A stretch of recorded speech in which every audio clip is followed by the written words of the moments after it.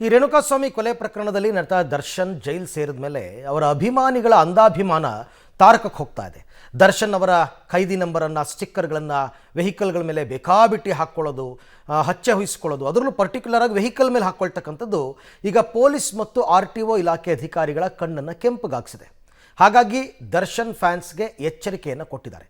ಇಷ್ಟಕ್ಕೂ ಈ ಥರ ಸ್ಟಿಕ್ಕರ್ಗಳನ್ನ ಹಾಕ್ಕೋಬಹುದಾ, ಹಾಕ್ಕೋಬಾರ್ದಾ, ರೂಲ್ಸ್ ಏನು ಹೇಳುತ್ತೆ, ಬನ್ನಿ ನೋಡೋಣ.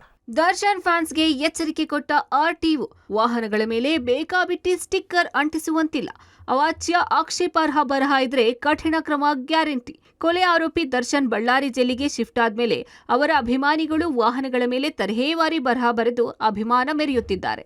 ವಾಹನಗಳ ಮೇಲೆ ಆಕ್ಷೇಪಾರ್ಹ, ಪ್ರೊವೋಕ್ ಮಾಡುವ, ಬೇರೆ ನಟರ ಫ್ಯಾನ್ಸ್ ವಿರುದ್ಧ ಟಾಂಗ್ ಕೊಡುವಂತೆ ವಾಹನಗಳ ಮೇಲೆ ಸ್ಟಿಕ್ಕರ್ ಪದಗಳ ಬಳಕೆ ಮಾಡೋದು ಹೆಚ್ಚಾಗಿದೆ. ಈ ಬಗ್ಗೆ ಪೊಲೀಸ್ ಇಲಾಖೆ, RTO ಇಲಾಖೆ ಕಣ್ಣಿಟ್ಟಿದ್ದು ಕಾನೂನು ಕ್ರಮದ ಎಚ್ಚರಿಕೆ ನೀಡಿದೆ. ಇತ್ತೀಚಿನ ದಿನಗಳಲ್ಲಿ ಬೇರೆ ಬೇರೆ ರೀತಿಯ ಬರಹಗಳು ಹೆಚ್ಚಾಗಿದೆ. ಈ ಹಿಂದೆ ಈ ಮಟ್ಟಿಗೆ ಬರಹಗಳನ್ನ ವಾಹನಗಳ ಮೇಲೆ ಹಾಕಿರಲಿಲ್ಲ. ಈ ಬಗ್ಗೆ RTO ಇಲಾಖೆ ಹಾಗೂ ಪೊಲೀಸ್ ಇಲಾಖೆ ಗಮನಕ್ಕೆ ಬಂದಿದೆ. ಖಂಡಿತ ಅನಾವಶ್ಯಕ ಬರಹಗಳಿದ್ರೆ ಕ್ರಮ ತೆಗೆದುಕೊಳ್ತೀವಿ. ನೆಚ್ಚಿನ ನಟರ ಫೋಟೋಗಳನ್ನ ವಾಹನಗಳ ಮೇಲೆ ಹಾಕೋದು ಕಾನೂನು ಬಾಹಿರ. ಪ್ರೊವೋಕ್ ಮಾಡೋ ಬರಹಗಳು ಮಾತ್ರವಲ್ಲ, ಯಾವುದೇ ಸ್ಟಿಕ್ಕರ್ಗಳಿಗೂ ಅವಕಾಶ ಇಲ್ಲ.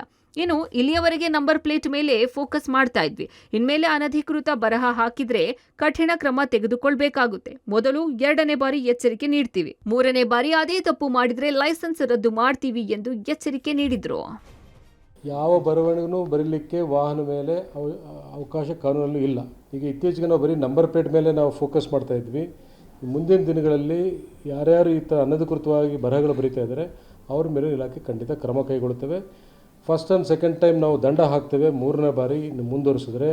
ಯಾಕಂತೇಳಿದ್ರೆ ಮುಂಚೆ ನಮ್ಮಲ್ಲಿ ಸಾಫ್ಟ್ವೇರ್ ಇರಲಿಲ್ಲ, ಈಗ ನಮ್ಮ ಹತ್ರ ಸಾಫ್ಟ್ವೇರ್ ಇದೆ. ನಿಮ್ಮ ವಾಹನದ ದತ್ತಾಂಶ ನಮ್ಮ ಕೈಯಲ್ಲಿದೆ ಈಗ. So first, second, third time record ಆದರೆ, ಥರ್ಡ್ ಟೈಮ್ ಪದೇ ಪದೇ ನೀವು ಅದೇ ತಪ್ಪು ಮಾಡ್ತಾ ಇದ್ದರೆ ನಾವು ನಿಮ್ಮ ಲೈಸೆನ್ಸನ್ನು ಸಸ್ಪೆಂಡ್ ಮಾಡ್ತೇವೆ. ಕ್ಯಾನ್ಸಲ್ ಮಾಡೋ ಮಟ್ಟಕ್ಕೆ ಇಲಾಖೆ ಖಂಡಿತ ಯೋಚನೆ ಮಾಡ್ತದೆ. ಮನೆ ಹೆಸರು, ಮನೆತನದ ಹೆಸರು ಹಾಕುವಂತಿಲ್ಲ. ಇಷ್ಟ ದೇವರ ಹೆಸರು ಹಾಕೋದು ಕಾನೂನು ಬಾಹಿರ. ಹೌದು, ನಂಬರ್ ಪ್ಲೇಟ್ ಯಾವ ರೀತಿ ಇರಬೇಕು ಎಂದು ಸರ್ವೋಚ್ಚ ನ್ಯಾಯಾಲಯ RTO ಇಲಾಖೆಗಳಿಗೆ ಡೈರೆಕ್ಷನ್ ಕೊಡ್ತಾ ಬಂದಿದೆ. ಅದರ ಅನ್ವಯ RTO ಅಧಿಕಾರಿಗಳು ಕೇಸುಗಳನ್ನು ದಾಖಲು ಮಾಡುತ್ತಾ ಬಂದಿದ್ದಾರೆ. ಈ ಬಗ್ಗೆ ಜನರಿಗೆ ಅರಿವು ಮೂಡಿಸುವ ಹಾಗೂ ಪ್ರಚಾರ ಮಾಡುವ ಕೆಲಸ RTO ಇಲಾಖೆ ಮಾಡಿದೆ. ಕಳೆದ 3 ವರ್ಷದಲ್ಲಿ ಈ ಸಂಬಂಧ ಹಲವು ಪ್ರಕರಣ ದಾಖಲು ಮಾಡಿದ್ದೇವೆ. ವಾಹನಗಳ ಮೇಲೆ ಬೇರೆ ಬೇರೆ ಬರಹಗಳನ್ನ ಬರಿತಾ ಇದ್ದಾರೆ. ಯಾರೂ ಸಹ ಅನಾವಶ್ಯಕ ಬರಹಗಳನ್ನ ವಾಹನಗಳ ಮೇಲೆ ಹಾಕಬಾರದು. ಇನ್ಮೇಲೆ ಈ ರೀತಿ ಅಂದ್ರೆ ಸ್ಟಾರ್ ವಾರ್ ರೀತಿ ಅನಾವಶ್ಯಕ ಬರಹ, ಟಾಂಟ್ ಕೊಡೋ ಬರಹಗಳನ್ನ ತೆಗೆದುಹಾಕಿ, ಇಲ್ಲ ನಮ್ಮ ಕಠಿಣ ಕ್ರಮ ಗ್ಯಾರಂಟಿ ಅಂತಿದ್ದಾರೆ. ಈಗಾಗಲೇ ಸುಮಾರು ಬಾರಿ ಮಾನ್ಯ ಸರ್ವೋಚ್ಚ ನ್ಯಾಯಾಲಯ ನಂಬರ್ ಪ್ಲೇಟ್ ಯಾವ ರೀತಿ ಇರಬೇಕು ಅಂತ ಹೇಳಿ ಸಾಕಷ್ಟು ನಮಗೆ ಡೈರೆಕ್ಷನ್ಸನ್ನು ಕೊಟ್ಟು ಅದರ ಮೇಲೆ ನಾವು ಸಾಕಷ್ಟು ಕೇಸ್ಗಳನ್ನು ದಾಖಲು ಮಾಡ್ತಾ ಬಂದಿದ್ದೇವೆ.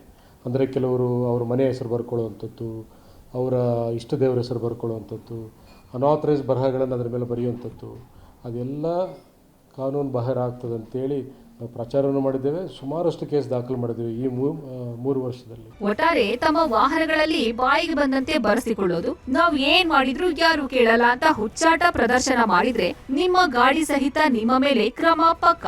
ಹುಷಾರಾಗಿರಿ. Madesh Anekal, public TV, Bengaluru.